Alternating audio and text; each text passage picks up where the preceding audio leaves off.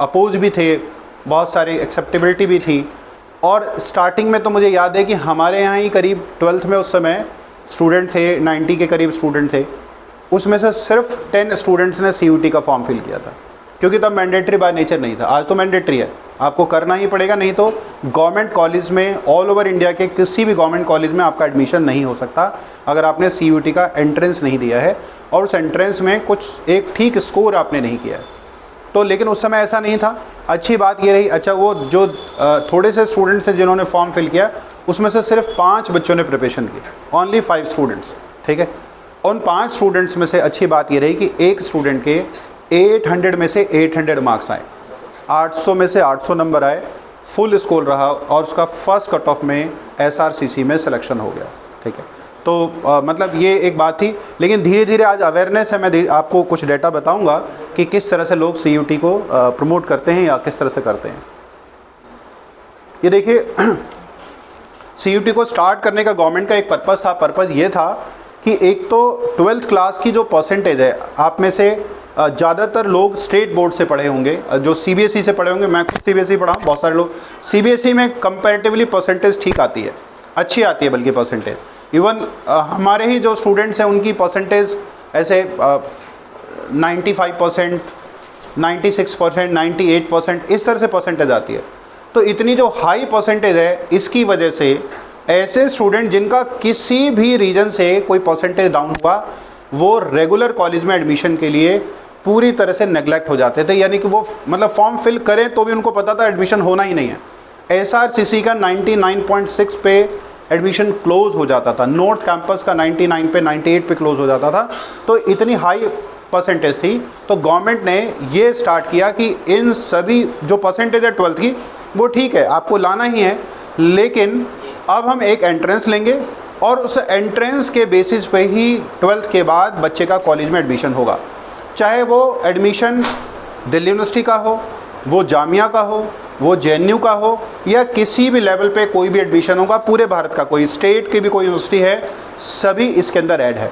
तो इन्होंने लिखा कि भाई परसेंटेज जो कट ऑफ है वो बहुत ज़्यादा आता था, और जो डिफरेंट बोर्ड से, जैसे UP बोर्ड से जो स्टूडेंट पेपर देगा उसकी मार्क्स कम आएंगे, और CBSE से जो देगा उसकी परसेंटेज ज़्यादा आएगी, किसी और स्टेट बोर्ड से देगा उसकी परसेंटेज कम आएगी। तो नेचुरली CBSE के स्टूडेंट्स को तो अपॉर्चुनिटी मिल रही थी, लेकिन बाकी स्टूडेंट्स को नहीं।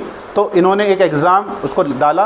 अच्छा, फिर तीसरी बात क्या होती थी कि मल्टीपल एंट्रेंस, जैसे IPU का एंट्रेंस अलग है, दिल्ली यूनिवर्सिटी का अलग है, जामिया का अलग है। तो एक बार में एक ही स्टूडेंट को 20 एंट्रेंस देने पड़ते थे अगर उसको डिफरेंट कहीं सिलेक्शन के लिए बात करनी है, तो वो बेचारा थक। अच्छा, बॉयज़ के लिए तो फिर भी दिक्कत है, अच्छा है कि बॉयज़ मूव कर लेते। गर्ल्स के लिए बड़ी प्रॉब्लम थी कि पेरेंट्स कहाँ कहाँ लेके जाएंगे। कि हमारे स्टूडेंट है उसको एयर होस्टेस एविएशन में BBA करना था। अब यहाँ दिल्ली NCR में BBA एविएशन में कहीं था ही नहीं, तो उसने बेंगलोर की एक यूनिवर्सिटी से किया। फादर उसके एंट्रेंस दिलाने के लिए लेके गए, खैर उसका सिलेक्शन हो गया। और बाद में जो है, अभी मेरे ख्याल से जब उसने लास्ट मुझे बताया था तो उसमें इंडिगो में वो वर्किंग थी। तो लेकिन आज ऐसा कहीं मूव करने की ज़रूरत नहीं है, आपको अपने ही घर के आसपास कुछ 5-7 किलोमीटर 10 किलोमीटर के अंदर ही आपका सेंटर पड़ेगा और वहाँ पे आपका CUT का एग्ज़ाम होगा। आपको मल्टीपल एंट्रेंस में ना तो पैसा वेस्ट करने की ज़रूरत है और ना ही बार बार मूव करने की ज़रूरत है। हर यूनिवर्सिटी का एंट्रेंस अब ये ख़त्म हो गया, और डेट्स की भी कई बार क्लासेज होती थी। सपोज़ जामिया की डेट है 13 तारीख और दूसरी यूनिवर्सिटी है JNU की, उसकी डेट भी 13 तारीख है। अब स्टूडेंट को ये देखना पड़ता था कि मुझे कौन सा एंट्रेंस देना है, कौन सा नहीं देना है। इवन सेकेंड टाइम जब CUT था, IPU का एंट्रेंस और CUT का एंट्रेंस एक ही डेट पे था। खैर उस पर कोर्ट केस भी हुआ कि ऐसा कैसे कर सकते हैं, आपस में कोई कोऑर्डिनेशन नहीं है। लेकिन ये सारी प्रॉब्लम्स थी जिसकी वजह से गवर्नमेंट ने CUT स्टार्ट किया। अभी इस समय जो करंटली है, हमने इसको अपडेट करने की कोशिश की, लेकिन हो सकता है 1-2 से छूट गई हो। टोटल 282 स्टूडेंट्स जो यूनिवर्सिटी है इसमें पार्टिसिपेट करती है। यानी इंडिया की 282 जो यूनिवर्सिटीज़ है वो एक ही एंट्रेंस के अंदर कवर होती है, वो है CUT, common university entrance test. उसके बाद उसमें 47 सेंट्रल यूनिवर्सिटीज़ हैं और 235 अदर यूनिवर्सिटीज़ हैं, जिसमें प्राइवेट, डीम्ड और ये सारी यूनिवर्सिटीज़ हैं। यानी कि अगर सपोज़ कोई स्टूडेंट कहता है मुझे अमेठी से पढ़ना, अमेठी एक प्राइवेट यूनिवर्सिटी है, लेकिन उसको भी CUT का स्कोर काउंट करना पड़ेगा, वो डिनाई नहीं कर सकता। उसको अपना एंट्रेंस लेना है, ठीक है, लेकिन CUT का जो स्कोर होगा उसके बेसिस पर उसको स्कॉलरशिप भी देना पड़ेगा और उसको एंट्रेंस, क्योंकि अगर उन्होंने ऐसा किया तो UGC उनका एफिलिएशन ही कैंसिल कर देगा अगर उसने CUT को किसी भी यूनिवर्सिटी ने डिनाई किया। और ये CUT अब UG और PG दोनों के ऊपर एप्लीकेबल है, मतलब अंडर ग्रेजुएट कोर्स के लिए भी है और पोस्ट ग्रेजुएट कोर्स के लिए, दोनों के लिए एंट्रेंस होता है। अच्छा, ये जो पेपर है ये NTA लेता है, नेशनल टेस्ट एजेंसी। ये टोटल कंप्यूटर बेस्ड टेस्ट होता है। लास्ट टाइम तो खैर पेपर पेन भी हुआ, लेकिन अभी ये जो एग्ज़ाम्स होगा वो कंप्यूटर बेस्ड टेस्ट होगा, यानी कंप्यूटर के जो सेंटर्स होते हैं वहाँ पे एग्ज़ाम सेंटर पड़ेगा। वो या तो गवर्नमेंट के हैं या किसी यूनिवर्सिटी की लैब होती है, या जनरली टाटा के बड़े बड़े सेंटर्स बने हुए हैं एग्ज़ाम सेंटर्स, वहाँ पे एग्ज़ाम्स होते हैं। दिल्ली में मेरे ख्याल से 10-12 जगह या 15 जगह, नोएडा में भी है। तो जो स्टूडेंट्स होते हैं नोएडा, गाज़ियाबाद या दिल्ली, यहीं कहीं आसपास ही सेंटर पड़ता है, 5-10 किलोमीटर के अंदर अंदर सेंटर पड़ता है, या मेट्रो की जहाँ कनेक्टिविटी है वहाँ सेंटर पड़ता है। तो स्टूडेंट आसानी से मूव कर सकता है उस एग्ज़ाम को देने के लिए। अब यहाँ पे एक मैंने रेड मार्क से यहाँ लगा हुआ है कि no weightage for class 12th boards. अब ये जो है क्लास 12th में, वैसे आज हमने इसलिए स्टूडेंट्स को नहीं बुलाया, तब मना किया था, लेकिन कुछ बच्चे आ गए तो कोई दिक्कत नहीं। 12th का जो परसेंटेज होगा उसको CUT काउंट नहीं करता, ठीक है, लेकिन ये सिर्फ एक बात है। अब ये अगर स्टूडेंट को पता लगता है तो कई बार स्टूडेंट लापरवाह हो जाते हैं, क्यों पढ़ना उसके लिए? इसलिए पढ़ना है क्योंकि वो सिर्फ कॉलेज में एडमिशन के लिए काउंट नहीं होगा। कल को आप किसी जॉब के लिए अप्लाई करेंगे तो निश्चित रूप से जब मेरिट बनेगी तो 12th की परसेंटेज की भी मेरिट बनेगी। आप कैट के लिए अप्लाई करोगे, आपका परसेंटाइल अच्छा होना ही चाहिए, तो इसलिए भी ज़रूरी है। या और डिफरेंट जगह, सिर्फ एक जगह काउंट नहीं होगा। कॉलेज में एडमिशन के लिए जो परसेंटेज काउंट होता था अब नहीं होगा, और उसमें भी एक क्राइटेरिया है, खैर उसके ऊपर अभी तक कोई कॉन्फ्लिक्ट नहीं हुआ है, कि अगर किसी स्टूडेंट का CUT का स्कोर 2 स्टूडेंट का सेम हो जाए, एक ही स्कोर हो जाए, फिर देखेंगे कि उनमें से एज किसकी ज़्यादा है, दोनों की एज भी सेम हो, तो फिर ये देखेंगे उसकी 12th क्लास में परसेंटेज क्या है। लेकिन अभी तक इन 4 सालों में ऐसा एक भी केस नहीं आया, क्योंकि इसकी प्रोबेबिलिटी बहुत ही कम होगी। तो हम मान के चलते हैं कि 12th का जो परसेंटेज है उसकी वेटेज कॉलेज में एडमिशन के लिए नहीं होगी, बाकी पूरी लाइफ में हर जगह उस मार्कशीट की वैल्यू है और उसका यूज़ भी होगा। अभी ये टोटल जो एप्लीकेशंस है लगभग 14 लाख 30 या 13.5 लाख के करीब एप्लीकेशंस आती है CUT के लिए, और फिर ये एग्ज़ाम जो है कंडक्ट होता है। कुछ और, जैसे एक Tata institute for social science. अब सोशल साइंस में कुछ जैसे बात करते हैं, जैसे हमारी सोसाइटी का एक बड़ा मिथ है कि एक हमारा स्टूडेंट था अभी, तो उसकी LLB कंप्लीट हो गई, जुडिशरी की प्रिपरेशन कर रहा है। तो 10th क्लास में उसकी परसेंटेज थी मेरे ख्याल से शायद 98.6 के करीब कुछ परसेंटेज थी। मदर का, फादर का कम मदर का ये था कि इसको हमें साइंस दिलाना है और ये बेटा करेगा कहीं IIT से, और बिल्कुल सफिशेंट ऐसा स्टूडेंट था कि वो आसानी से एंट्रेंस निकाल लेता। रिज़ल्ट आया, उसने कहा कि सर मुझे ना आपसे मिलना है। मैंने कहा ठीक है आओ मिलने के लिए। उसने कहा कि सर मेरा ना साइंस में 1% इंटरेस्ट नहीं है। साइंस उसकी अच्छी है, मैथमेटिक्स बहुत अच्छी है, लेकिन कहता साइंस में मेरा इंटरेस्ट नहीं है सर, मेरा इंटरेस्ट ह्यूमैनिटीज़ में है, मुझे ह्यूमैनिटीज़ के सब्जेक्ट पढ़ने हैं। पर मैंने घर में जब से बोला है मम्मी रोए जा रही है। मम्मी जो है वो बिल्कुल परेशान है, क्योंकि मम्मी ने सब जगह ये बोल दिया है कि मेरा बेटा तो IIT करेगा, और वो अच्छा स्टूडेंट भी था, कर भी सकता था, निश्चित रूप से कर सकता था। फर्स्ट टाइम में उसका IIT क्रैक होता। अब मम्मी ने सहेलियों को बोल दिया, बाकी लोगों को भी बोल दिया। तो उसने कहा सर मैं चाहता हूँ कि मम्मी को आप एक बार, मम्मी से आप बात करो। तो हमने कहा ठीक है कोई बात नहीं, बुला के लाइए। तो खैर बातचीत हुई, बहुत ही मुश्किल, करीब 1.5-2 घंटे के डिस्कशन के बाद उनकी मदर मानेंगी ठीक है सर, आप कह रहे हो कि अगर ह्यूमैनिटीज़ के सब्जेक्ट से राजा बनते हैं या कुछ अच्छा कर सकते हैं तो ठीक है हम कराते हैं, कोई दिक्कत नहीं, लेकिन सर मेरी तो बिल्कुल भी इच्छा नहीं है, कोई बात नहीं, मैं क्या अपने लोगों को बताऊंगी, क्या रिश्तेदारों को बताऊंगी, इतना अच्छा स्टूडेंट ह्यूमैनिटी ले लिया। तो इसमें कोई ऐसी दिक्कत वाली बात नहीं है। स्टूडेंट कोई भी स्ट्रीम ले, उसने नेशनल लॉ इंस्टीट्यूट से जो है LLB किया है, आपको पता है ये टॉप LLB के कॉलेजेस हैं जहाँ से उसने क्लैट क्वालिफाई करके जो है किया, और अब वो जुडिशरी की प्रिपरेशन कर रहा है। और मुझे लगता है भगवान ने चाहा तो बहुत जल्दी हमारा एक स्टूडेंट, अभी तक हमारा कोई स्टूडेंट जज नहीं है, तो हो सकता है कि बहुत जल्दी हमारा कोई स्टूडेंट जज भी होगा, ठीक है। क्योंकि अभी एक इन्होंने मैंडेटरी ये कर दिया है कि 3 साल की प्रैक्टिस वाला जो लॉयर है वही जुडिशरी की प्रिपरेशन, मतलब जुडिशरी का एग्ज़ाम दे सकता है। पहले ये नहीं था, बहुत कम एज में लोग जज बनने लग गए थे, तो उन्हें सोसाइटी की इतनी नॉलेज भी नहीं होती थी, लोगों की प्रॉब्लम्स का नहीं पता होता था और डिसीजंस थोड़े ठीक नहीं हो पा रहे थे। तो एक ये डिसीजन आया कि 3 इयर्स की मैंडेटरी ट्रेनिंग के बाद, मतलब कोर्ट की प्रैक्टिस के बाद ही जुडिशरी, तो अभी वो उसने बार काउंसिल में रजिस्ट्रेशन कराया है और वो जुडिशरी की प्रिपरेशन भी साथ साथ कर रहा है। तो ऐसे ये BR अम्बेडकर यूनिवर्सिटी है, ये दिल्ली की ही है, मतलब दिल्ली यूनिवर्सिटी के अलावा एक और ऑप्शन है। ऐसे ये डिफरेंट यूनिवर्सिटीज़ हैं। तो ह्यूमैनिटीज़ के ऊपर है Tata institute for social science, one of the reputed institute है अगर सोशल साइंस से रिलेटेड कुछ चीज़ों पे हम इस पर काम करते हैं, और कई सारे कोर्सेज है इसमें।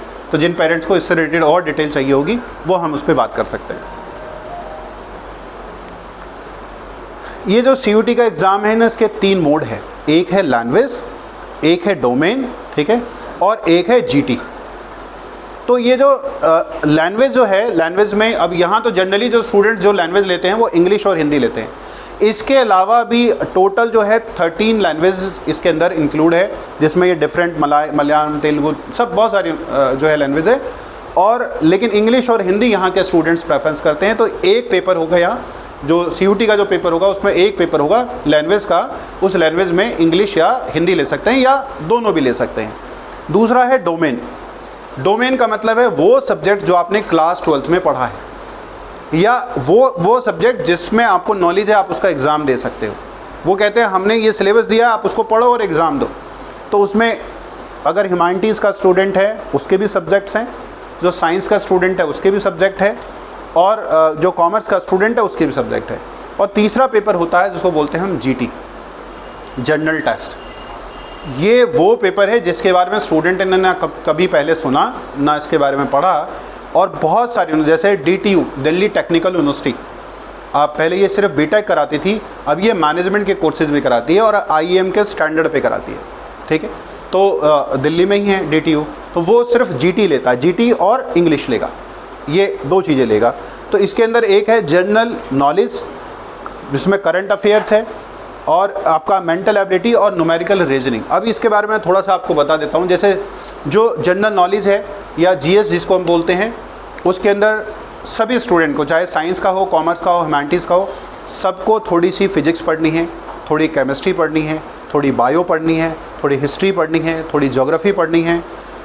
क्वांटिटी एप्टीट्यूड के अंदर आप मान के चलिए कि 10th क्लास तक की मैथमेटिक्स ही पढ़नी है, लेकिन टेक्निक बिल्कुल अलग होगी।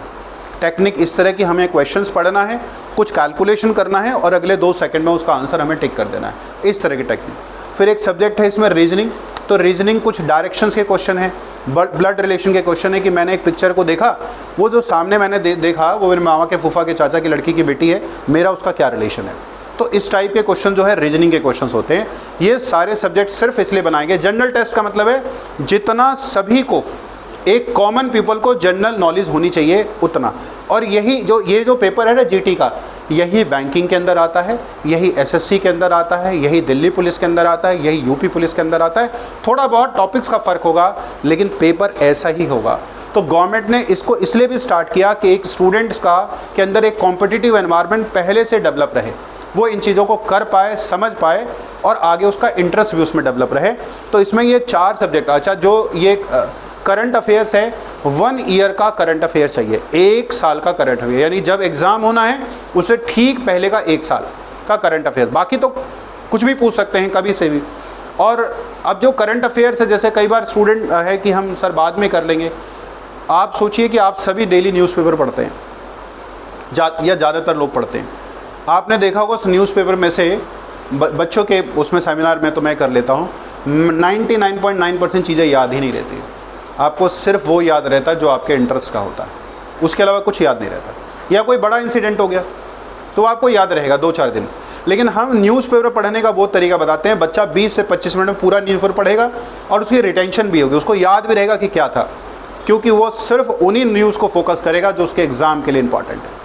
तो वो तरीका हम लोग बताते हैं और स्टूडेंट बहुत ही कंफर्टेबल होकर न्यूज़पेपर पढ़ता है और इंटरेस्ट के साथ पढ़ता है, क्योंकि अब उसको लगता है कि मेरे काम का कुछ इसमें है और बाकी जो काम करनी है ना तो उस पर उसकी नज़र जाएगी। जैसे अच्छे न्यूज़पेपर, कौन से अच्छे न्यूज़पेपर जिनको हम पढ़ सकते हैं, नहीं तो न्यूज़पेपर खोलते ही इतना कुछ मिलता है कि इंपॉर्टेंट की तरफ स्टूडेंट का मूवमेंट ही नहीं होता, वो पहले ही उलझ के रह जाता है फर्स्ट पेज पे ही।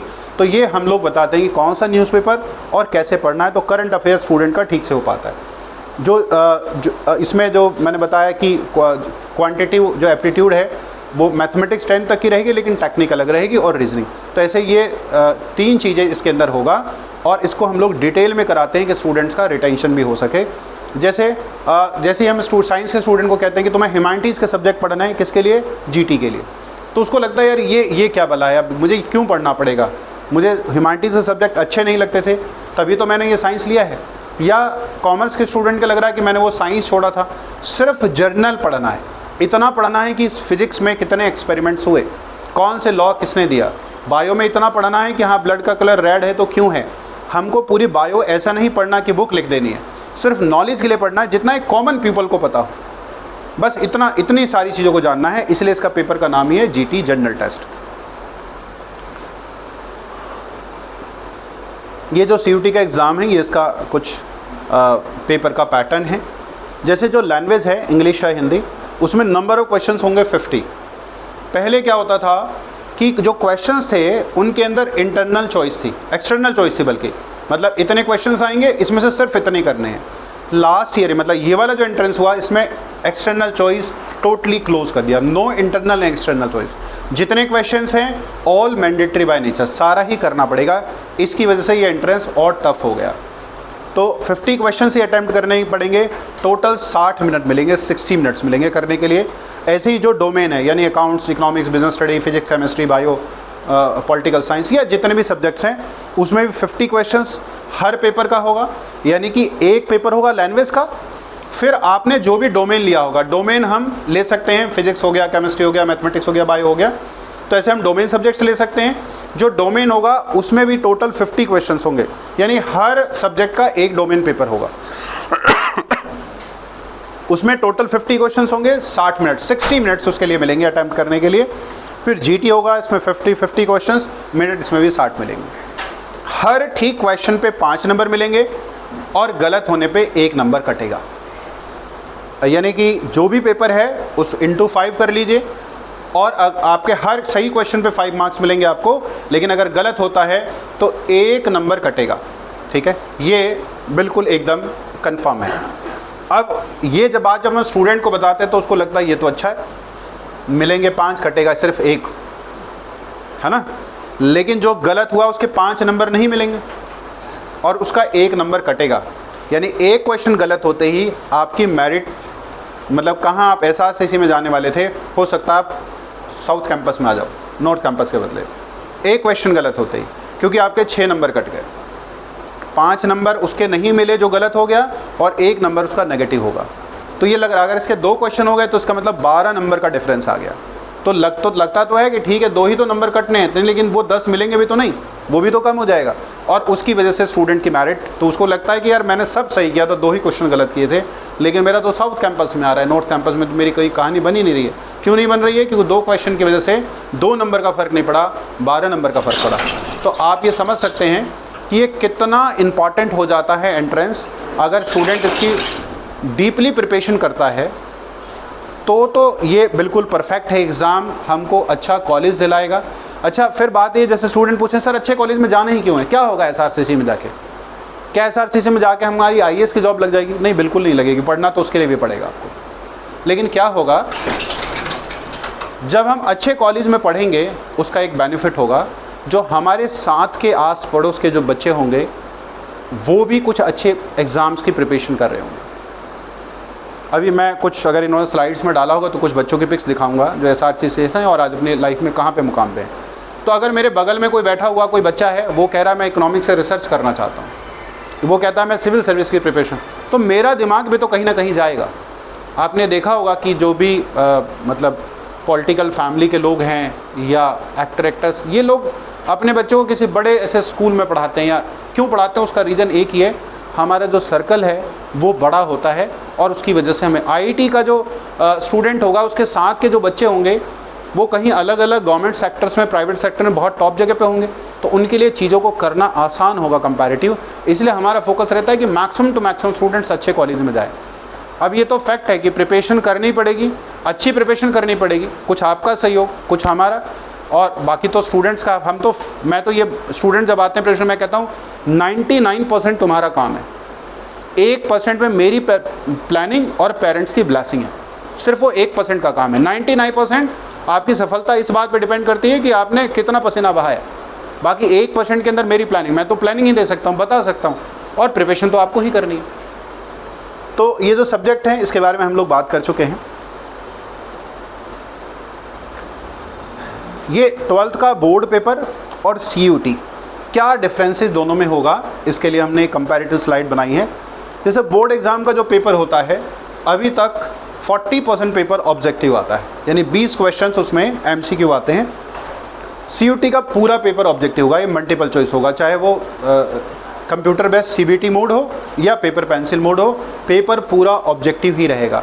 अब ऑब्जेक्टिव पेपर को पढ़ाने का और सब्जेक्टिव पेपर को पढ़ाने का बिल्कुल डिफरेंट वे है। वही 12th का सिलेबस जो हम 8 महीने में 6 महीने में कंप्लीट करते हैं, वही पूरा सिलेबस हम 1.5 महीने में कंप्लीट कर देते हैं, क्योंकि हमें उन चीज़ों को सिर्फ उतना बताना है या उतना कराना है जितना हमारे एग्ज़ाम के लिए इम्पॉर्टेंट है, या हमारे एग्ज़ाम में आएगा, या एग्ज़ाम का अप्रोच कैसा होगा। जैसे 12th क्लास में अगर कोई मैक्सिमम मार्क्स का क्वेश्चन आता है, वो आता है 6 मार्क्स का क्वेश्चन, सभी सब्जेक्ट्स में 6 नंबर का क्वेश्चन। तो 6 मार्क्स के क्वेश्चन के लिए टोटल CBSE 12 मिनट अलाउड करती है, वैसे CBSE 15 मिनट अलाउड करती है। हम लोग बोलते हैं कि 12 मिनट में आपको करना है, जिससे आप पूरा पेपर 12th का 2.5 आवर में 2.5 घंटे में कर लो और आधा घंटा रिवीजन करो। बच्चे उससे भी अच्छा करते हैं, 2 घंटा 20 मिनट में कंप्लीट कर लेते हैं पूरा पेपर, और उनके पास सफिशिएंट टाइम होता है रिवीजन करने के लिए। तो अगर मान लो मेरे पास इतना 6 नंबर के क्वेश्चन के लिए 12 मिनट है, वही 6 मार्क्स का क्वेश्चन CUT में भी आएगा और मेरे पास मिनट होगा 1 मिनट करने के लिए, या उससे भी थोड़ा कम होगा। तो नेचुरली हमें कुछ स्पेशल टेक्निक सीखनी पड़ेगी उन्हीं पेपर्स को करने के लिए, तभी हम कुछ ऐसा कर पाएंगे। दूसरा है 12th के जो पेपर है, उसमें आप गलत करो सही करो, कोई नेगेटिव मार्किंग नहीं है। अगर आपके 20 में से 15 क्वेश्चन गलत हुए, वैसे जब पहली बार MCQ CBSE में इंक्लूड हुआ, बच्चे बहुत खुश थे। उन्होंने कहा अरे सर 20 क्वेश्चन तो MCQ बस ऐसे ही कर देंगे। मैंने कहा बेटा 20 क्वेश्चन जो डाले हैं CBSE ने, ये मानो कि अगर तुम्हारी एग्जैक्ट नॉलेज नहीं होगी तो तुम्हारा पेपर हो गया 60 मार्क्स का, क्योंकि 20 क्वेश्चन तभी आप ठीक कर सकते हो जब आपकी बहुत इन डेप्थ नॉलेज हो। अगर ऐसी नॉलेज नहीं होगी तो आप 20 क्वेश्चन आपके गलत हो जाएंगे।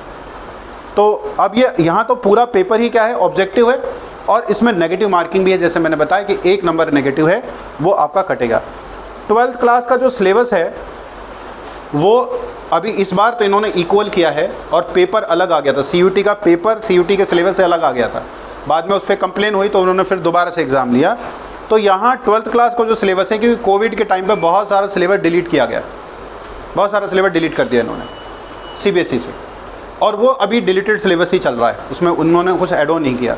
तो जो CBSE का जो CUT का सिलेबस था, वो सिलेबस था जो NCERT कवर करती है। बट इस बार से इन्होंने ये सिमिलर कर दिया कि जो क्लास 12th का सिलेबस है, 1-2 सब्जेक्ट को छोड़ के बाकी सिमिलर सिलेबस रहेगा, किसका, CUT का। आप अभी फ्लिपकार्ट, अमेजोन किसी पे भी डालेंगे, आपको लास्ट ईयर के 12th के BCO पब्लिशर्स के पेपर मिल जाएंगे। CUT का कोई भी प्रीवियस पेपर एग्जैक्ट नहीं मिलेगा, बेस्ड ऑन मेमोरी मिलता है कि आंसर शीट आई, उसके बेसिस पे क्वेश्चंस बना दिए, वो मिलेगा आपको, लेकिन एग्जैक्ट पेपर्स आपको नहीं मिल पाएंगे, यानी आप उसकी प्लानिंग नहीं कर पाएंगे। क्वेश्चंस जो बेस है वो सेट पैटर्न है। CBSE बड़ा क्लियर बताती है कि चैप्टर नंबर 1 से 1 मार्क्स के इतने क्वेश्चन आएंगे, 4 नंबर के इतने क्वेश्चन आएंगे, 3 मार्क्स के इतने क्वेश्चन आएंगे, पूरा पेपर।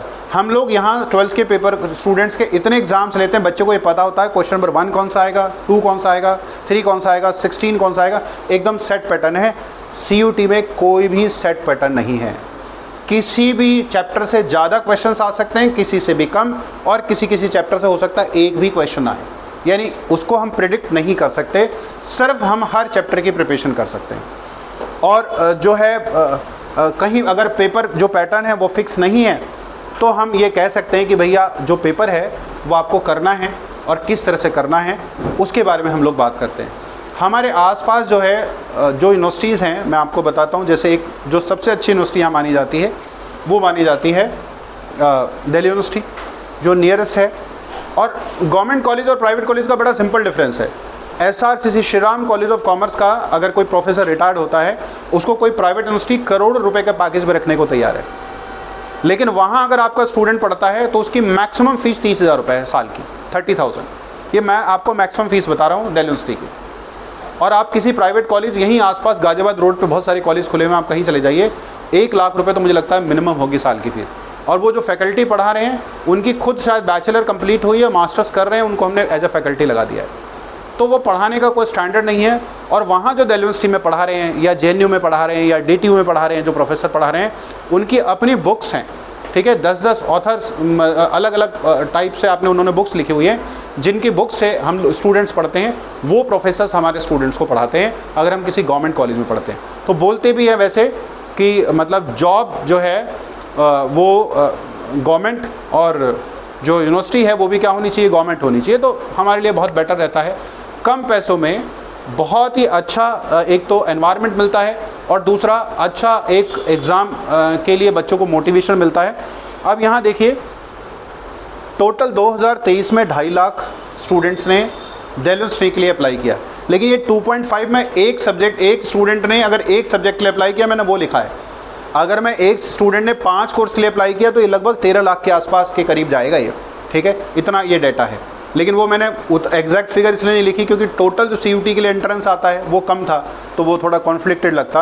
ये 260 और फिर ये 2025 में 2,65,000 जो सीट्स हैं वो ये कुछ ऐसे हैं, 75, 80 ये सीट्स हैं।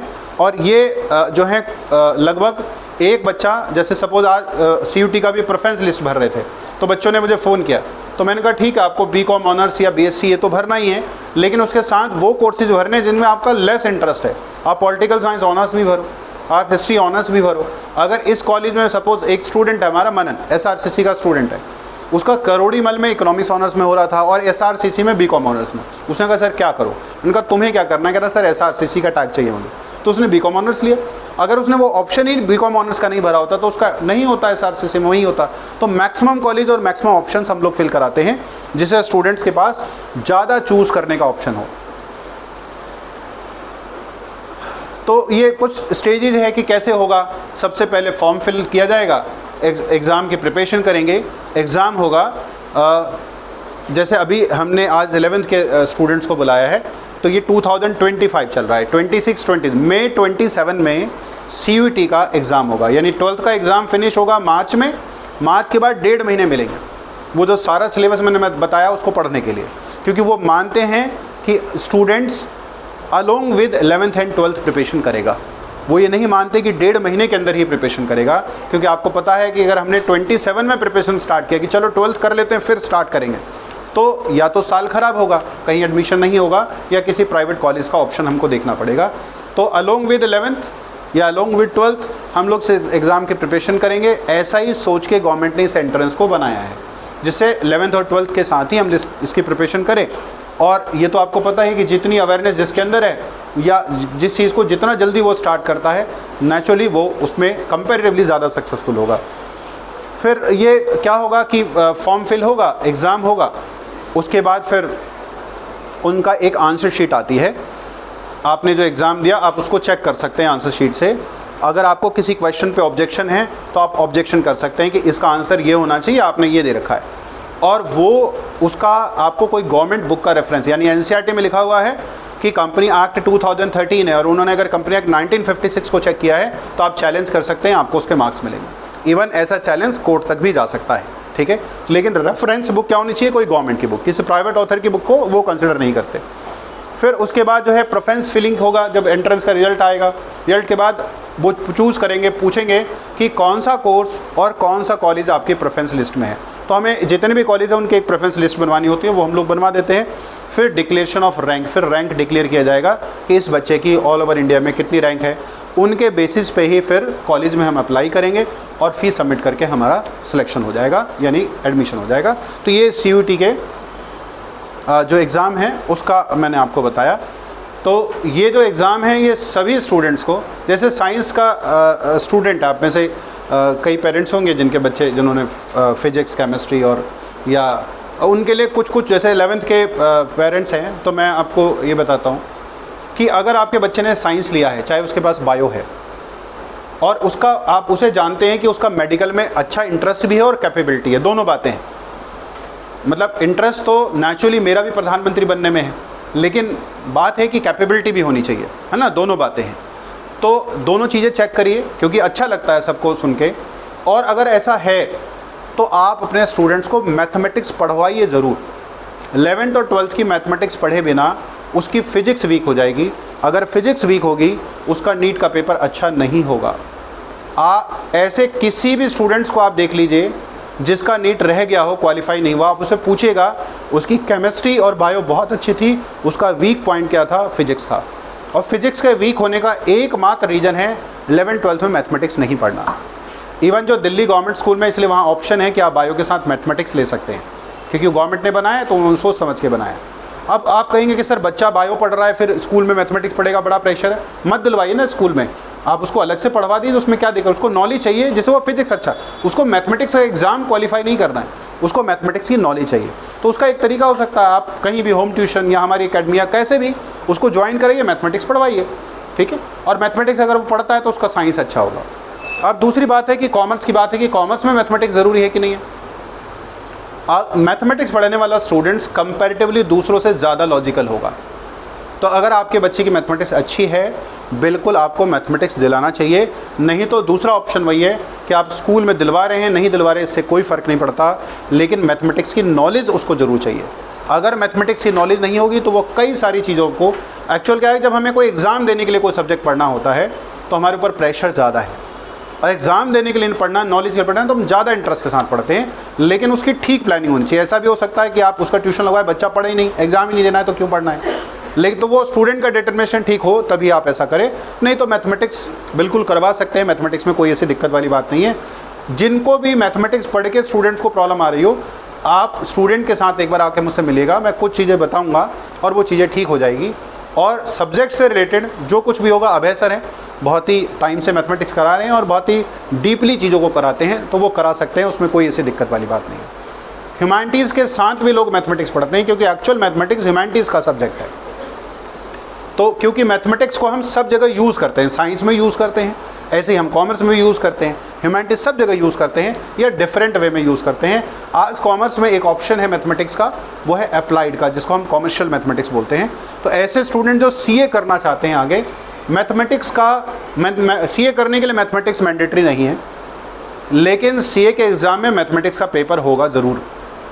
एग्ज़ाम में एक पेपर क्वांटिटी एप्टीट्यूड का होगा, जिसके अंदर कुछ 10th का सिलेबस, कुछ 11th और 12th का सिलेबस, लेकिन उसमें सिर्फ एक बात नहीं होगी, कैलकुलस का ट्रिको पार्ट नहीं होगा, जहां स्टूडेंट्स को पहली बार प्रॉब्लम फेस करना स्टार्ट करता है जब वो ट्रिग्नोमेट्री पढ़ता है, वो वाला पार्ट नहीं होगा। यानी इंटीग्रेशन, डिफरेंशिएशन सब कुछ होगा, बट उसमें ट्रिग्नोमेट्री फंक्शंस नहीं होंगे, ठीक है। सिर्फ एल्जेब्रिक फंक्शंस के होंगे, क्वाड्रेटिक फंक्शंस के होंगे, या बाकी फंक्शंस के। ट्रिग्नोमेट्री फंक्शंस का मैथमेटिक्स में कॉमर्स के एंट्रेंस में नहीं होगा, उसमें स्टैट्स का पोर्शन होगा, कुछ क्वांटिटी एप्टीट्यूड का होगा, कुछ रीजनिंग का पोर्शन होगा, ऐसा करके एक पेपर होगा। तो ये है, तो ये सब्जेक्ट को लेके थोड़ी सी अवेयरनेस है। और इससे जैसे हमारी एक स्टूडेंट है डॉक्टर स्वाति, तो उसको हमने, उसके MBBS GTB से हुई है, GTB यहीं यूनिवर्सिटी मेडिकल कॉलेज इसको बोलते हैं। उसने 1 रुपये की कोई कोचिंग नहीं ली, कभी कभी मिलेंगे तो मैं उनके फादर को बुलाऊंगा, उसने कोई कोचिंग लिया। उसने सिर्फ आकाश की टेस्ट सीरीज ज्वाइन की थी, वो भी लास्ट टाइम। जब उसने 12th के बाद, तब DPMT और ये APMT होता था, all India pre medical test और दिल्ली प्री मेडिकल टेस्ट। तो उसका हमने एक तो प्लान करके दिल्ली में एडमिशन कराया कि दिल्ली में पहले आप पढ़ो, जिससे दिल्ली की सीटें आपके लिए रिजर्व हो जाए, और यूपी का डोमिसाइल है तो यूपी की सीटें रिजर्व हो जाएगी, तो डबल स्टेट्स बेनिफिट मिलेगा आपको। दूसरा, उसको मैथमेटिक्स हमने दिलवाया, उसकी फिजिक्स अच्छी रही, और बिना किसी भी कोचिंग के उसका इंटरेस्ट निकला। और यूनिवर्सिटी मेडिकल कॉलेज आप जानते हैं, one of the reputed medical college है, और वहाँ की फ़ीस मुझे लगता है साल भर की 3,500-4 हज़ार रुपये होगी बस, ठीक है।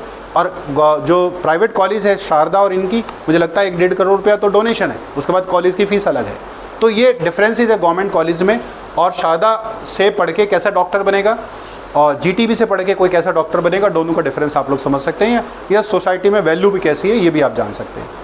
तो अभी जो दूसरी हम बात कर रहे हैं, CUT का जो एंट्रेंस है, जो साइंस के स्टूडेंट है, जिनको आपको लगता है कि हाँ वो नीट क्वालिफाई कर लेगा हमारा स्टूडेंट, बिल्कुल आप उसकी जैसे अभी सब्जेक्ट्स को वो पढ़ रहा है तो एक बार देखिए, या वो IT क्वालिफाई कर लेगा, या IT क्वालिफाई नहीं करेगा और किसी अच्छे इंजीनियरिंग कॉलेज में उसका एडमिशन हो जाएगा, तो आपको फिर CUT के बारे में नहीं सोचना चाहिए।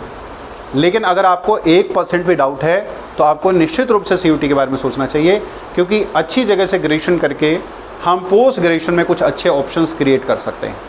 और इसमें वो सारे सब्जेक्ट्स हैं, चाहे वो बीटेक से रिलेटेड है, या और बहुत सारे हैं, मतलब बीई करके भी बहुत सारी यूनिवर्सिटियाँ सीयूटी के थ्रू ही एडमिशन लेती है। बैचलर ऑफ इंजीनियरिंग एक बीटेक है, एक बैचलर ऑफ इंजीनियरिंग है, तो ये ऑप्शंस हो सकता है। काफ़ी समय से बात चल रही थी कि सीयूटी के साथ ही जो है हम आईआईटीज़ को भी जोड़े, लेकिन वो लेवल का बहुत फ़र्क है, दोनों इसके एग्ज़ाम के लेवल में उसके एग्ज़ाम में फ़र्क है, तो शायद वो पॉसिबल नहीं होगा। बातचीत चल रही है पर होगा नहीं वो, क्योंकि दोनों के एंट्रेंस एग्ज़ाम के लेवल में बहुत डिफरेंसेज है।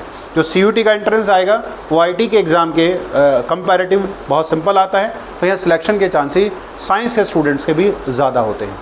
अभी बहुत सारे स्टूडेंट्स का जैसे उन्होंने किया कि हमने कहा सीयूटी फॉर्म फिल, नहीं सर मुझे तो आईटी करना है, आईटी में उसका सिलेक्शन हुआ नहीं, कहीं भी मेंस वगैरह में कहीं उसका कुछ आया नहीं नंबर, तो फिर उसके पास ऑप्शन क्या बचता है कि कहीं प्राइवेट कॉलेज से करे, और वो ठीक है, अगर अच्छा कुछ हो गया, प्लेसमेंट हो गया तो ठीक है, नहीं तो फिर बीटेक में आपने 10-12 लाख रुपए लगाए, उसके बाद बच्चा बैंकिंग की प्रिपरेशन कर रहा है, वो एसएससी की प्रिपरेशन कर रहा है, तो ज़्यादा अच्छा है ना कि आप सीयूटी के बेसिस पे गवर्नमेंट कॉलेज में उसका एडमिशन करा दीजिए, और उसके बाद उसकी किसी कॉम्पिटिटिव एग्जाम में डालिए, वो अच्छा इंटरेस्ट निकालेगा, क्योंकि इतना प्रेशर भी नहीं होगा। बीटेक चाहे आप कहीं से करिए, प्रेशर तो पूरा होगा। और जॉब्स की, मेरा एक स्टूडेंट है वो अभी गुजरात में, मनोज नाम है उसका, अभी जो है गुजरात में बैंक ऑफ बड़ौदा में स्केल 3 ऑफिसर है वो। उसने शारदा यूनिवर्सिटी से इलेक्ट्रिकल में उसने बीटेक किया, और वहाँ से उसकी फरीदाबाद में जॉब लगी, और करीब मतलब जॉब जो उसकी लगी शायद उसकी पॉकेट मनी से भी उसकी सैलरी कम थी। 1 साल तक उसने किया कि शायद कुछ अच्छा हो जाएगा, लेकिन कुछ बहुत अच्छा नहीं था, क्योंकि बीटेक में आजकल जो कंप्यूटर साइंस वाले हैं उनकी है, बाकी फील्ड्स की थोड़ी सी वैल्यूज़ या जॉब्स जो हैं वो कम है, तो उसका नहीं हुआ। फिर उसने पूछा कि क्या करना चाहिए, क्या मैं गवर्नमेंट जॉब की प्रिपरेशन कर सकता हूँ। मैंने कहा करो, ऐसी कोई दिक्कत वाली तो बात नहीं है, तुम अच्छे स्टूडेंट रहे हो, कर सकते हो। फिर उसने वो किसी एक एस्ट्रोलॉजिस्ट से भी मिला, उन्होंने कहा तू नाक रगड़ के मर जाएगा, तेरा कुछ होगा नहीं, गवर्नमेंट जॉब तेरी किस्मत में नहीं है। मैंने कहा देखो बेटा, मैं वो सब तो नहीं जानता, लेकिन मैं ये जानता हूँ कि भगवत गीता में लिखा है कि कर्म करोगे तो फल तो ज़रूर मिलेगा। 1 साल तक उसका कहीं नंबर नहीं आया, लेकिन लगभग 1 साल 2 महीने के बाद उसका एक साथ IBPS क्लियर हुआ, जिसके थ्रू उसका बैंक ऑफ बड़ौदा में हुआ। SSC उसका क्वालिफाई हुआ, SSC में खैर फाइनली उसका नहीं हो पाया, लेकिन उसने बैंक ज्वाइन कर लिया। वो बैंक ऑफ बड़ौदा में एज अ क्लर्क लगा, फिर इलाहाबाद बैंक में एज अ PO लगा। मर्जन के बाद वो वापस से जो है बैंक ऑफ बड़ौदा का एम्प्लॉई है, और अभी वो गुजरात में, उसकी सूरत में उसकी पोस्टिंग है। तो अगर मुझे बीटेक में 10-12 लाख रुपए लगा के फिर यही बैंकिंग के SSC की प्रिपरेशन करनी है, तो ज़्यादा अच्छा मैं 30,000 रुपये साल पे 3 साल में 90,000 रुपये में ग्रेजुएशन करूँगा, BSc करूँगा, BA करूँगा, और उसके बाद किसी एंट्रेंस की एग्ज़ाम की प्रिपरेशन करके जॉब में जाऊँगा। तो ये थोड़ा सा हम लोगों की एक समझ की बात है जो हम समझ सकते हैं। सोसाइटी नेचुरली आपको, अगर आप गाजियाबाद के किसी भी कॉलेज से बीटेक कराओगे, आपको बहुत अच्छा कहेगी लड़का बहुत बीटेक कर रहा है, लेकिन बच्चे का स्ट्रगल आपने 4 साल पहले वहाँ लगाए, और उसके बाद आपने उसका स्ट्रगल और ज़्यादा कर दिया। कंपैरेटिवली वो ग्रेजुएशन के साथ साथ प्रिपरेशन कर सकता था और कहीं अच्छी जगह निकल भी सकता था। तो अब एक दूसरा करियर है, कॉमर्स से रिलेटेड है, लेकिन इसको कॉमर्स, ह्यूमैनिटी, साइंस कोई भी स्टूडेंट कर सकता है, इसके लिए कहीं कोई दिक्कत वाली बात नहीं है। ये CA इंस्टीट्यूट जो है ICI इसके एग्ज़ाम को लेता है, और वो ये कहता है कि देखो मेरे पेपर्स हैं, ये ऑफलाइन, मतलब ये जो कोर्स है CA का, ये कॉरस्पॉन्डेंस कोर्स है, इसका कोई रेगुलर कॉलेज नहीं है। वो पेपर का सिलेबस है, आप पढ़ो, हमारा एग्ज़ाम दो, और हम आपको सारा क्वालिफाई करने के बाद डिग्री अवार्ड करेंगे। और चार्टर्ड अकाउंटेंट आप में से भी हो सकता है, कुछ लोग चार्टर्ड अकाउंटेंट हो। और CA की हमारी सोसाइटी में अब से 20 साल पहले भी वैल्यू थी, आज भी है, और अगले 20 साल या 50 साल तक रहेगी, क्योंकि CA के जो स्टूडेंट होते हैं, मैंने अपनी ज़िंदगी में एक भी चार्टर्ड अकाउंटेंट बेरोज़गार नहीं देखा। अगर आप लोगों ने देखा हो तो मुझे ज़रूर बताइएगा, मैं ज़रूर ऐसे पर्सन से मिलूंगा, क्योंकि इकोनॉमी में सिर्फ उतने ही चार्टर्ड अकाउंटेंट क्लियर किए जाते हैं, उतने ही बच्चों को पास किया जाता है जितने लोगों की ज़रूरत होती है। तो एक भी CA आपको अनएम्प्लॉयड नहीं मिलेगा। हाँ, वो बात दूसरी है कि वो करना ना चाहे तो बात अलग है, नहीं तो उसके लिए एक जॉब या प्रैक्टिस उसके लिए है। तो ये जो कोर्स है, और अच्छी बात ये है कि ये कोर्स ऑलमोस्ट फ्री का है, आपका पैसा खर्च नहीं होगा इसमें। मैं बताऊंगा कि कैसे, जबकि सोसाइटी में मिथ है कि CA तो वही लोग कर सकते हैं जिनके पास ठीक ठाक पैसा और बहुत पैसा लगता है। ऐसे ये सब सिर्फ सुनने सुनाने वाली बातें हैं, या किसी की मैथमेटिक्स बहुत अच्छी है वही CA कर सकता है, बाकी लोग नहीं कर सकते। इनमें से कुछ भी रियलिटी नहीं है। हम बात करते हैं, देखिए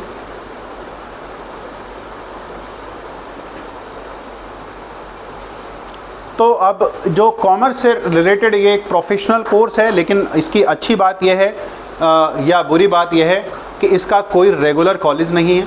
आपको घर पे बैठ के पढ़ना है, कोचिंग्स लेनी है या सेल्फ स्टडी करना है। स्टार्टिंग में जितने भी चार्टर्ड अकाउंटेंट मिले आप देखिएगा वो सब जो है सेल्फ स्टडी से हुआ, लेकिन फिर कोचिंग का कल्चर आया और कोचिंग के बच्चों ने बहुत अच्छा किया तो वो पेपर भी टफ होने लगा। अब बिना कोचिंग के तो खैर लोग नहीं कर सकते हैं इसको एग्ज़ाम को, या ऐसे भी स्टूडेंट कर भी पाते होंगे, ठीक है, लेकिन 99.9% लोग कोचिंग लेके ही करते हैं।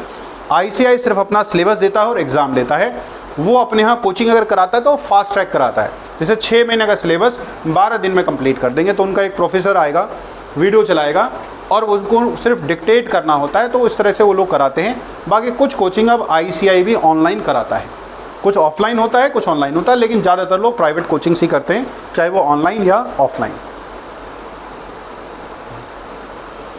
ये सब बातें वही लिखी है जो मैं आपको बता रहा था कि एक रेपुटेड प्रोफेशन है, जो फाइनेंशियल गवर्नेंस है इंडिया की, मतलब टैक्सेशन पॉलिसी से बनाने को लेके, या मतलब किसी जैसे स्टूडेंट आते हैं ना वो पूछते हैं कि सर हम मतलब क्या करते हैं, हमने कॉमर्स लिया, हमारा भी कोई रोल है क्या? तो मैं उनको एक बात बताता हूँ, ये बताओ कि तुमने कभी क्या कोई गवर्नमेंट की सर्विस यूज़ की है? तो ज़्यादातर बच्चे तो बोलते हैं नहीं सर हमने तो यूज़ नहीं की, पापा ने की होगी तो पता नहीं, मम्मी ने भी हो सकता की हो। मैंने कहा कभी नहीं किया आज की कोई सर्विस यूज़? उन्होंने कहा नहीं सर कभी नहीं की। मैंने कहा बेटा घर से चल के आए तो कैसे आए? उन्होंने कहा सर रोड से। मैंने कहा रोड किसने बनवाई? उसने कहा सर वो तो गवर्नमेंट ने बनवाई है। मैंने कहा हम लोग पंखे के नीचे बैठे हैं, इलेक्ट्रिसिटी कौन प्रोवाइड कर रहा है? वो भी गवर्नमेंट ने प्रोवाइड कराई है। अच्छा अगर इतनी सारी चीज़ें गवर्नमेंट प्रोवाइड करती है तो it means the government need money, पैसा चाहिए सरकार को ये सब चीज़ों को करने के लिए।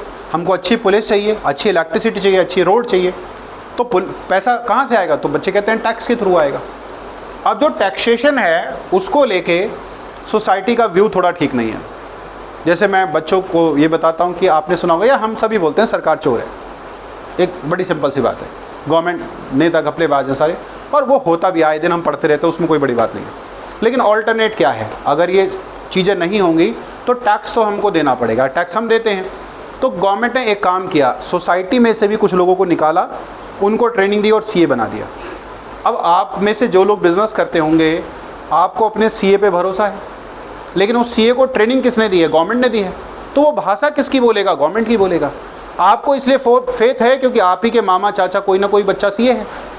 तो अब वो गवर्नमेंट और पब्लिक के बीच का एक ऐसा पर्सन हो गया जो टैक्स की जो पॉलिसी है उसको इम्पोज कराने में हेल्प करता है। तो गवर्नमेंट ने इसलिए कॉमर्स स्ट्रीम स्टार्ट किया है और इसी वजह से देश चल रहा है। जहाँ पे टैक्स का कलेक्शन गिरता है आप देख सकते हैं श्रीलंका का क्या हाल हुआ, हमारे यहाँ भी होगा अगर टैक्स का कलेक्शन गिरेगा। तो इसलिए कॉमर्स स्ट्रीम जो है यानी चार्टर्ड अकाउंटेंट हमारी सोसाइटी में होना ज़रूरी है। आज खैर टैक्सेशन के अलावा चार्टर्ड अकाउंटेंट और 50 काम हैं, अलग अलग चीज़ें हैं, लेकिन फिर भी आज जो है ये ग्लोबली अगर आप देखें इंडियन जो चार्टर्ड अकाउंटेंट है ऑल ओवर वर्ल्ड में उसकी डिमांड है। आप किसी कंट्री में अगर आपका स्टूडेंट अप्लाई करता है उसके लिए एक जॉब रखी हुई है, क्योंकि हमारे यहाँ एकमात्र वर्ल्ड में ऐसा इंस्टीट्यूट है CA का जो अपने स्टूडेंट को 3 साल की ट्रेनिंग कराता है, 3 इयर्स की ट्रेनिंग कराता है।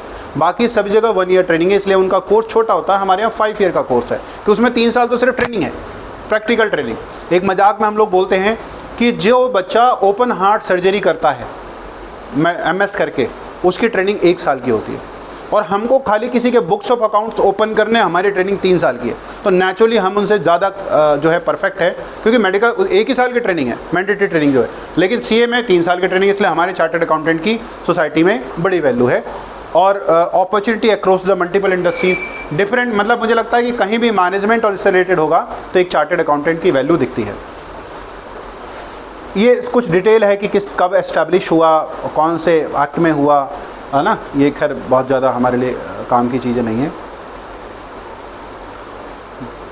इसके ये स्ट्रक्चर है कि किस तरह से हम लोग करते हैं।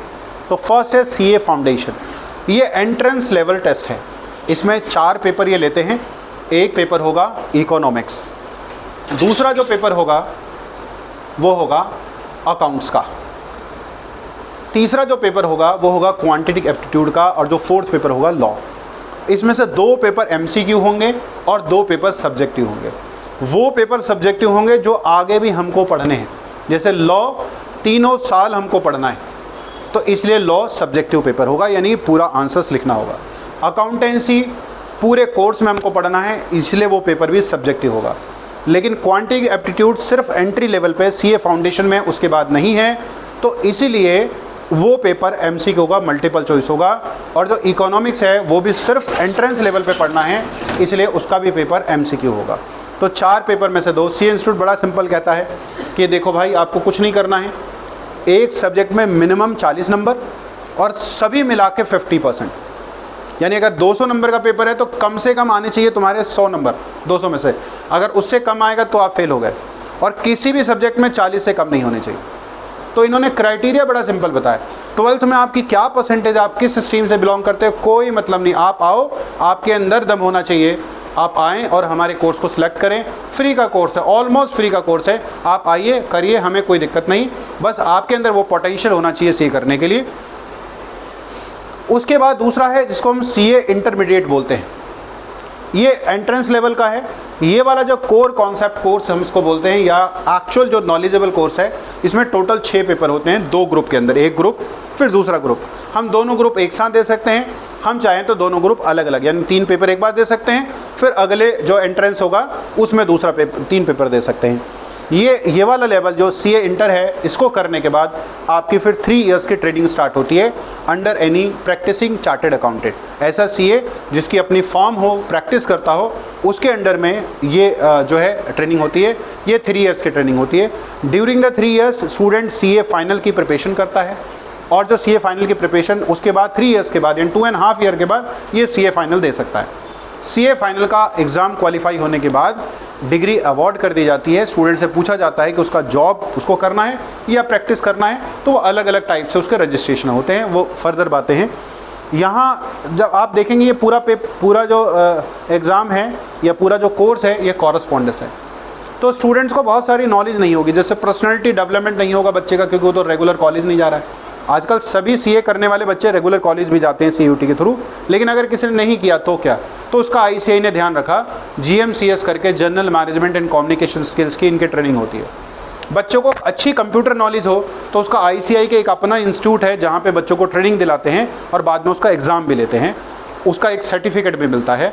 और दूसरा, आप मार्केट में ना अकाउंटिंग से रिलेटेड कोई कोर्स करने के लिए जाइए, अच्छी जगह पे 1.5-2 लाख रुपए 3 लाख रुपए के कोर्स हैं, और उसमें उनके पास ओरिजिनल टैली का सॉफ्टवेयर भी नहीं है, वो डमी सॉफ्टवेयर पर स्टूडेंट को सिखा रहे हैं।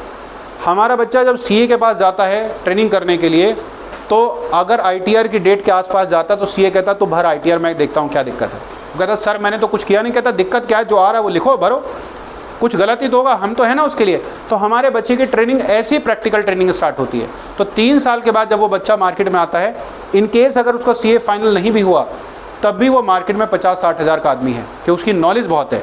ये 3 साल की जो ट्रेनिंग है, ये कंप्लीट चार्टर्ड अकाउंटेंट बनाती है। डिग्री के लिए CA फाइनल हमको क्वालिफाई करना होता है। आजकल एक ऑप्शन है कि ये 3 इयर्स में से आप 1 साल की ट्रेनिंग कम कर सकते हैं, 2 साल की ट्रेनिंग कर सकते हैं, 1 साल की CA फाइनल के बाद कर सकते हैं, लेकिन वो ज़्यादातर बच्चे ऑप्ट नहीं करते कि हमने CA कर भी लिया लेकिन पता लगा हमको डिग्री नहीं मिल रही है। तो ज़्यादा अच्छा है कि 3 साल की ट्रेनिंग करें, फिर CA फाइनल दें और फिर हमको डिग्री अवार्ड हो जाएगी। तो ये 3 स्टेजेस हैं। CA फाउंडेशन जिसमें इसमें पढ़ना है आपको, यहाँ पढ़ना है, ये आर्टिकलशिप में आपको पढ़ना नहीं है, प्रैक्टिकली सीखना है चीज़ों को, जहाँ पे हम एक्चुअल में जान पाते हैं कि कैसे कंपनी में ऑडिट करने के लिए भेज से 12th पास स्टूडेंट है, 2 साल बाद उसको मैसूर भेज दिया ऑडिट करने के लिए, पंजाब नेशनल बैंक का ऑडिट करना है उसको। और पंजाब नेशनल बैंक का जो ऑडिट करना है, जो वहाँ के मैनेजर हैं उनकी एज है 55 और हमारा बच्चा है कितने साल का, 20 साल का, वो गया ऑडिट करने के लिए वहाँ पे, और वहाँ जा रहा है, वो धीरे धीरे सीखता है। पहली बार तो उसको यही नहीं पता होता कि मुझे करना क्या है। CA साहब ने बताया कि ये फॉर्मेट ऐसे आपको करना है, और बच्चे धीरे धीरे इतना परफेक्ट होते हैं उन कामों में, उनको मज़ा आता है। मैं आपको बताता हूँ, एक हमारी एक स्टूडेंट है, अभी काफ़ी समय बाद मेरे को मिली, लेकिन आज ऐसा नहीं, आज बहुत ही कोऑपरेटिव है। तो वो कभी उस बैंक में गए होंगे और किसी बात को लेकर उनका काफ़ी आर्गूमेंट हुआ होगा, और मैनेजर साहब ने कुछ भी बोला होगा, कई बार ऐसे बोलना नहीं चाहिए, लेकिन वो अकाउंट बैलेंस तो नहीं है आपका, ठीक है, उनको बात बुरी भी लगी, ठीक है ना, ये सारी चीज़ें थी। उसी बैंक का ऑडिट उनकी बेटी के हाथ में आया, पंजाब नेशनल बैंक का ऑडिट उनकी बेटी करने के लिए गई, ठीक है। अच्छा, उनको पता भी नहीं था कि मेरी बेटी ही इस बैंक का ऑडिट कर रही है, ठीक है। वो कुछ गए, उस बैंक में गए, ठीक है, और किसी तरह से उनका इंटरेक्शन हुआ, क्योंकि उनको जैसे मैंने जब उनको गाइड किया था CA के लिए, तो वो जो उनका रहा, बैंक मैनेजर ने उनका कैसे आदर सत्कार किया, क्योंकि बेटी उनका उसी का ऑडिट कर रही है, और ये सारी चीज़ें रही। वो उसके बाद उन्होंने कॉल करके मुझे यहाँ आए, और मतलब बहुत ही उन्होंने कहा कि गुरुजी मैं तो आपको बड़ा गलत समझता था, मैं तो सोचता था आपने वो पैसे के चक्कर में मेरी बेटी को करा दिया है, लेकिन आज मुझे पता लगा मेरी बेटी क्या कोर्स कर रही है, ये तो मुझे आज तक पता ही नहीं था कि अब वो मैनेजर जो मेरे से इस तरह की बातें कर रहा था, आज तो वो बिल्कुल एकदम ऐसा था कि कहीं कोई बात ही नहीं थी। ठीक है, तो सब जगह ऐसे मैनेजर भी नहीं होंगे, अच्छे लोग भी होते